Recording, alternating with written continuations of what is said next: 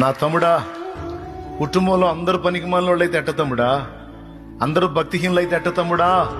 నువ్వు కూడా ఆళ్ల జాతోడివైతే ఎట్లా? నువ్వన్నా నిలబడాలి నాన్న, నువ్వన్నా నిలబడాలయ్యా, నువ్వన్నా నిలబడాలి. భక్తిలో నిలబడాలి, ఆత్మీయంగా నిలబడాలి. నీ వాంఛలు చంపుకోవాలి, నీ కోరికలు, నీ ఇచ్చలు, విచ్చలవిడి తిరుగుళ్ళు చంపేయాలి. నా కుటుంబం కోసం, నా కుటుంబ క్షేమం కోసం నా ఆనందాలన్నీ నేను కాల్ చేసుకుంటాను, నా ఇచ్చలన్నీ నేను చంపేసుకుంటాను.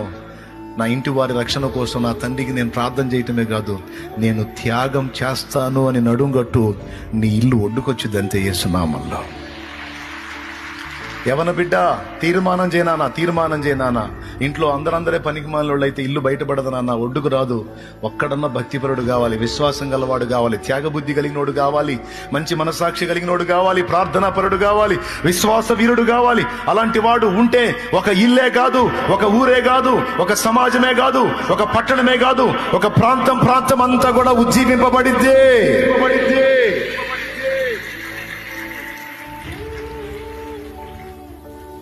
అలాంటి వ్యక్తులుగా మనం తయారు కావాలి.